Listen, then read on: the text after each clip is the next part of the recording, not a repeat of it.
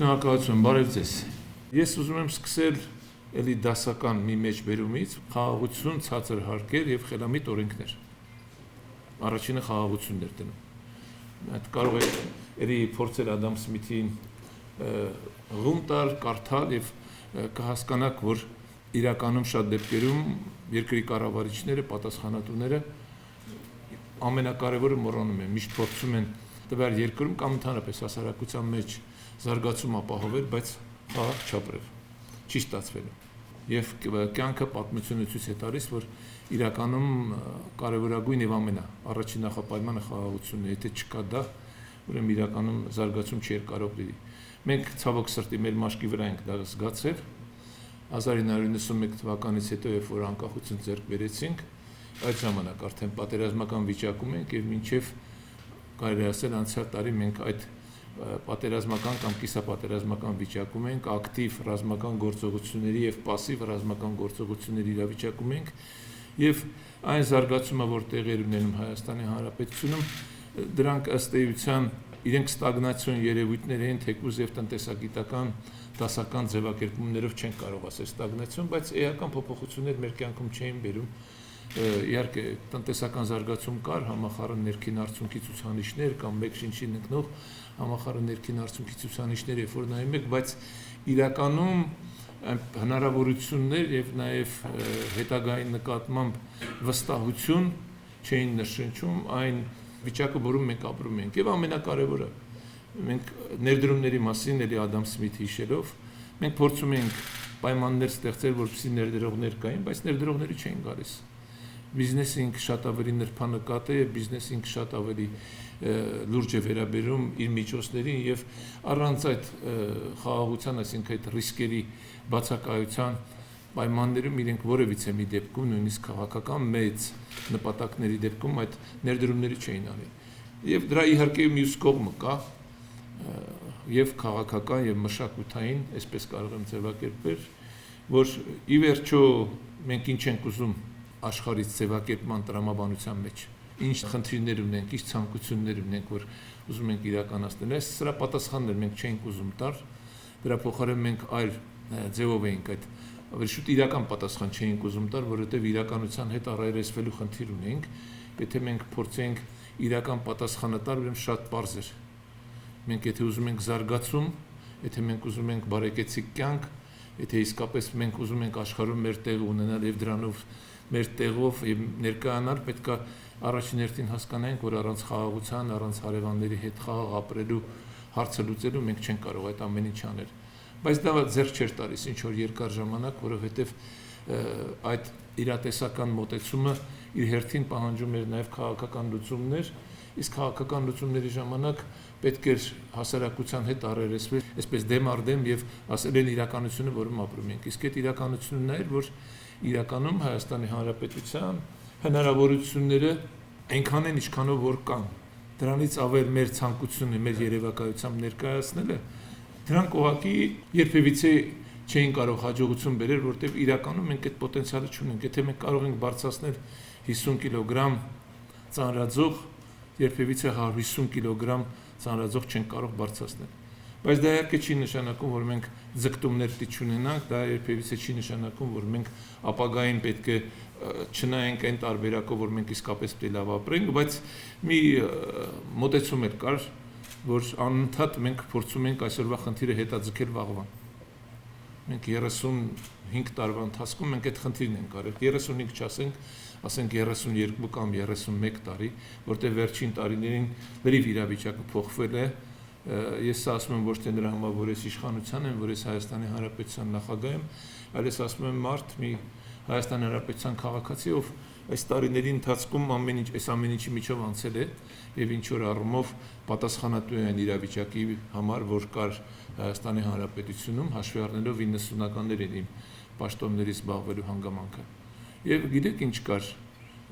իրականում անընդհատ հետաձգելը,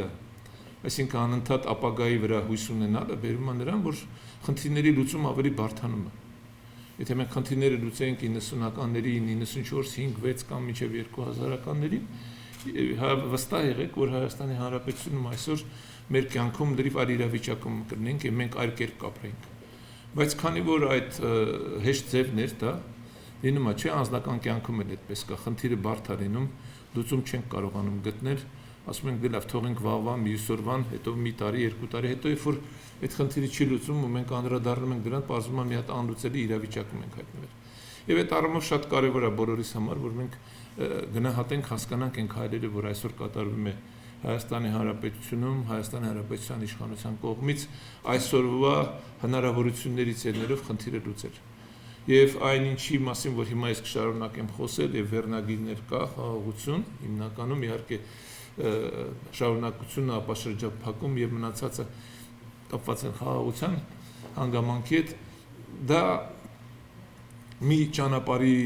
վերջնական եզրակացություն է, որով անցել ենք մենք բոլորս 91 թվականից հետո։ Մենք անցել ենք այդ դժվարին ճանապարհը եւ ի վերջո եկել ենք այն եզրակացության, որ իսկապես պետք է մենք մտածենք մեր ապագան ինչ ձևով ենք շարունակում։ Արդյոք մենք շարունակում ենք հարևանների հետ պատերազմական գոնե, եթե չէ, ապա ոչ բարեդրայացական հարաբերություններ ունենալով, փակ սահմաններով ապրել, թե մենք ամեն ինչ անում ենք, բայց ոչ մեր արժանապատվության հաշվին, ոչ մեծ տարածքային ամբողջականության հաշվին, ոչ մեծ ինքնիշխանության հաշվին, որպեսզի մեր հարևանների հետ կարողանանք իսկապես հաստատել հարաբերություններ, որոնք իմիջիալից ասեմ, այսինքն դուք եք այդ ամեն ինչի մեջ ապրում, տեսնում եք, վստահ եմ նաև գնահատում եք, որ այդքան հեշտ գործ չի, որտեղ հարևաններն էլ իրենց խնդիրները ունեն եւ այդ հարևանները այդ խնդիրները այդ ճանապարհը անցնելու համար էլ իրենց որոշակի դժվարություններ պետք է հաղթահարեն։ Բայց այդ երկկողմանի է այդ ամեն ինչը եւ ինչքանով մենք ենք պատրաստ, ինչքան այդքանով էլ իրենք պետք է պատրաստ լինեն, որովհետեւ եթե միակողմանի քայլեր արվում, մեկ արդյունք չի ստացվում։ Բայց բարեբախտաբար այնպես ստացվեց, որ այն ինչ որ տեղի ունեցավ 2025 թվականի հունվարից, այդպես սկսենք, երբ որ Հայաստանի Հանրապետությունը եւ Միացյալ Նահանգները կարողացան ստորագրել ռազմավարական գործընկերության մասին համաձայնագիր, դա հունվար ամիսն էր, երբ որ Միացյալ Նահանգների արդեն նախկին ադմինիստրացիան ավարտում էր իր աշխատանքները եւ պատրաստվում էր փոխանցել իշխանությունը նոր ադմինիստրացիային, այսինքն Բայդենի ադմինիստրացիան գնում էր եւ գալիս էր Թրամփի ադմինիստրացիան, տեղյակ եք, որ Միացյալ Նահանգներում այդ ամեն ինչը տեղի ունենում հաջորդ տարին ընտրությունների հունվարի 21-ին։ Եվ Հայաստանի Հանրապետությունը արտաքին գործերի նախարարը եւ Միացյալ Նահանգների արտաքին գործերի նախարարը Վաշինգտոնում ստորագրում են այդ համաձայնագիրը։ Ինչի եմ ես այստեղից սկսում, որովհետեւ այդ ժամանակ այդ համաձայնագրի ստորագրման հետ կապված իշխանությունը խիստ քննադատության էր արժանացել եւ արժանանում էր, պատճառաբանելով, որ այս ինչ եք անում, նոր ադմինիստրացիա եկել, մեկը որևէ արժեք չունի, այն փաստաթուղթը, որ դուք ստորագրում եք, բայց մի կարևոր հանգամանք եմ մոռանում, որ կայացած պետությունների մի ինստիտուցիոնալ հիշողություն, հասկացողություն գոյություն ունի եւ ցանկացած երկիր, ով իրեն այդպես կայացած եւ իրեն հարգում է, կապ չունի այդ որոշումը երբ են ընդունվել, ինչ ժամանակաշրջանում են ընդունվել, դրանք պատասխանատվություն են կրում ընդունված որոշումների համար։ Եվ մինչ այդ Հայաստանի Հանրապետությունն եւ Ադրբեջանը բանակցությունների մեջ էին, փաստաթուղթ կար սեղանին, որի շուրջ երկար քննարկումներ էր տեղի ունենում, եւ եթե հաջորդը հիշեք 25 թվականի մարտին հայտարարվեց, որ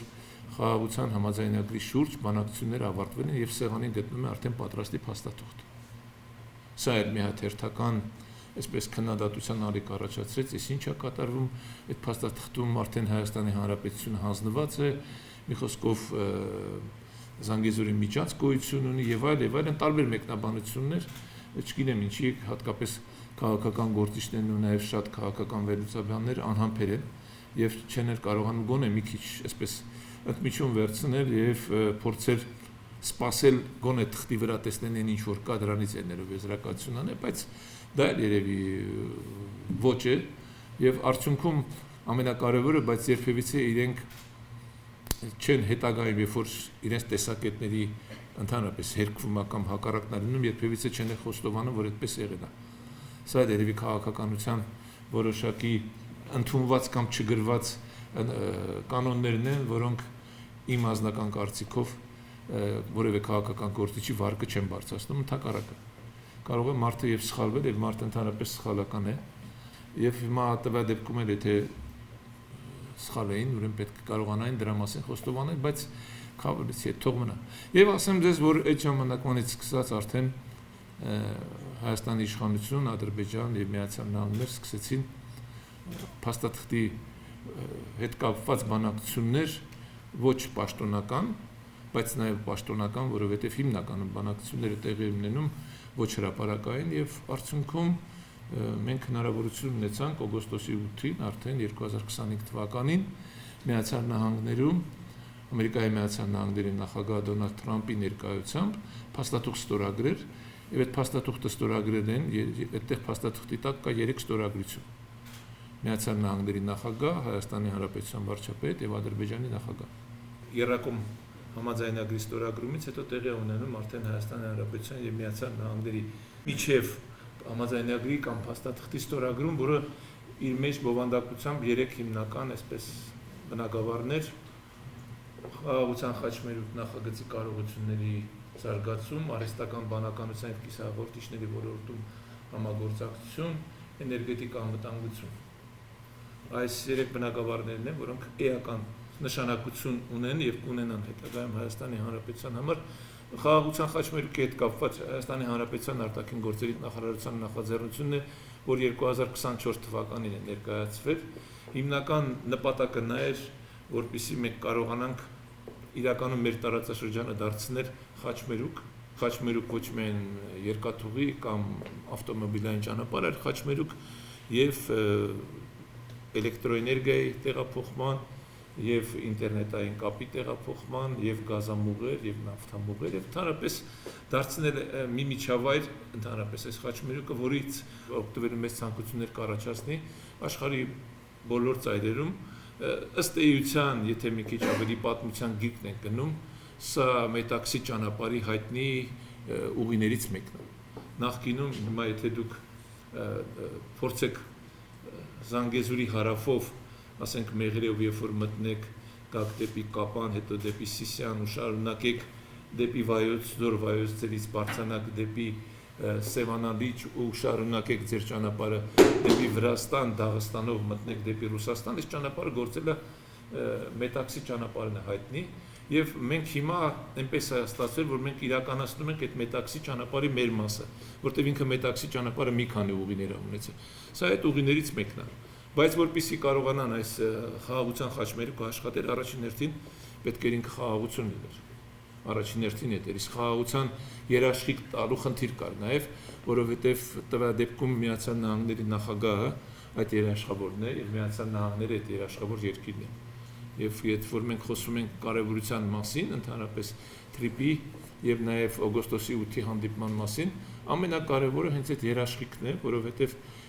շատերը եթե նույնիսկ Հայաստան, Ադրբեջան համաձայնագիրը ստորագրեն ամեն ինչ ավարտեին, բոլոր դեպքերում որոշակի վերապահումներ կար,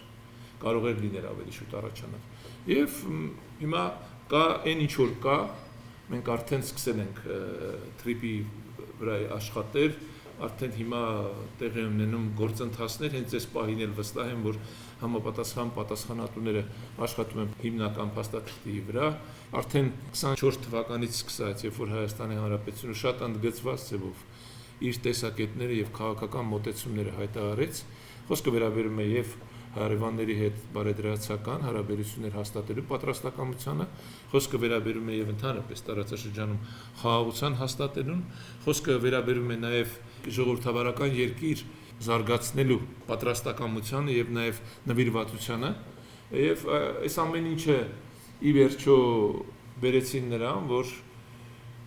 մեր գործընկերները տարբեր երկրների եվրոպական միությունից սկսած մինչեւ Միացյալ Նահանգներ արդեն սկսեցին մեզ հետ բանակցել նոր տեխնոլոգիաներ փոխանցելու եւ համագործակցելու այդ բնակավարում։ Եվ այսօրվա ժամանակակից որ ասում եմ արդյունաբերական հեղափոխություն է տեղի ունենում, հենց այդ արդյունաբերական հեղափոխությունը մեր մտածողության մեջ էլ է տեղի ունենում։ Այն տնտեսությունը, որում ես լավ տիրապետում եմ, ինձ այդպես եմ համարել, հիմա այդ տնտեսությունը գոյություն չունի։ Ես ինքս այդպես եմ համարում, որտեղ ես եւ որպես տեսաբան եւ նաեւ որպես պրակտիկ մարդ աշխատել եմ խորհրդային միության ժամանակ մեծ ձեռնարկություններում, ժամանակակից ձեռնարկություններում, այդ թվում նաեւ ռազմական արտադրանք թողարկող ձեռնարկություններում, բայց հիմա դրի վայրը։ Այսինքն գիտելիք են ամեն ինչ որ կա դրանք երևի հիմա կիրառելի չեն։ Եվ այս առումով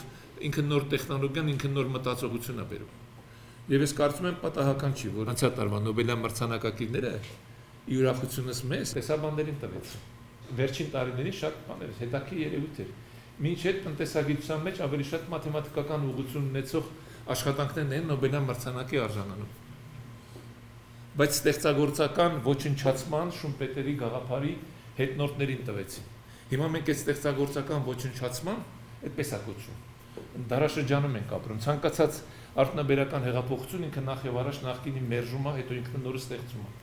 Սա բնական process է այդ ոչնչացումը լավ վատ իմաստով չի, դրա համար ես ճակերտների մեջ եմ ասում կամ փակագծերի մեջ եմ ասում, բայց կյանքը այդպեսին է այսօր։ Եթե մենք սա չենք ընկալում, եթե մենք սա չենք կիրառում մեր առօրյայում, մենք հետ ենք մնալու եւ ընդհանրապես զարգացման մասին խոսելու որևիցե իրավունք չունենք։ Մյուսը, որի մասին քննարկվել էր փոխնախագահ Վենսի այցելության ժամանակ, դա վերաբերում էր ատոմային էներգետիկայի զարգացմանը։ Այսօր աշխարհում մեծ կռիվ է գնում ատոմային էներգիայի զարգացման առումով, փառք Աստծո 4 տարի առաջ ատոմային էներգետիկան ճանաչվեց որպես կանաչ էներգետիկա, եւ հիմա երկու տեսակի ռեակտորների, այսպես ասած, արճակատում չասեմ, բայց գոնե համենայնպես մրցակցություն է գնում խոշոր ատոմակայանների եւ մոդուլային ատոմակայանների միջեւ։ Եվ հիմա մենք էլ պետք է կարողանանք կողմնորոշվել, այսինքն մենք նոր իրավիճակում ենք հայտնվել, աշխարհը նոր իրավիճակում է հայտնվել, էներգետիկ ռեսուրսների լրջագույն կարիք ունեն, այսինքն ամբողջ աշխարհը մի հատ խնդրի առջև է կանգնած, մի կողմից իրան հարկավոր է տեխնոլոգիա, որ ինֆորմացիաներ տան, մյուս կողմից հարկավոր է արտադրության համար այդ ամեն ինչը կազմակերպել, մյուս կողմից էկոլոգիական խնդիրներ, բայց զարգացումը այդպեսին է։ Հիմա մարդկությունը մեկ-մեկ իր առաջ այդպիսի առաջին հայացքից թվացող անլուծելի խնդիրներ է դնում, բայց այդ անլուծելի խնդիրների առաջին հայացքից եթե չդնի, զարգացումը չի լինի։ Հիմա եթե դուք վերցնեք 100 տարի առաջ մարդիկ իրենց կենցաղում ինչպես էին ապրում, 19-րդ, 20-րդ դարի սկիզբ, ու մեկ էլ հիմա հասկանալի է, չէ՞, ինչ մեծ տարբերություն կա։ Բոլոր դեպքերում մարդկությունը իր առջև առաջին հայացքից կարող է անլուծելի խնդիրներ է դնում, բայց եթե այդ անլուծելի խնդիրները չդնի, երևի մենք կարող է հիմա գոյություն չունենանք։ Ընդամենը մի տարի 25-ի հունվար, 26-ի հունվար, կարծում եմ բոլորիս աչքի առաջ առաջընթացը փաստը պետք է արձանագրել եւ հատկապես պետք է նաեւ առանձնահատուկ արձանագրել օգոստոսի 8-ից հետո տեղի ունեցող այս զարգացումը, որը ի վերջո բերեց 26 թվականի հունվարի 14-ի այս փաստաթղթի ստորագրմանը, որով ամփոփվեց քաղաքական մասը եւ հիմա արդեն կոնկրետ գործընթացների գործողությունների ժամանակն է։ Ես նորից կրկնում եմ, որ այս պահին է այդ փաստաթղթի վերջնական տեսքի բերման եւ նաեւ առաջիկայում անելիքների մասին այս պահին էլ մարդիկ աշխատում են։ Մենք հույս ունենք, որ մոտ ժամանակներս կավարտի եւ տեղի կունենա արդեն պաշտոնական Միացյալ Նահանգների կառավարության եւ Հայաստան Հանրապետության կառավարության միջև փաստաթղթի ստորագրում, որը նաեւ սկիզբ կլինի արդեն կոնկրետ աշխատանքի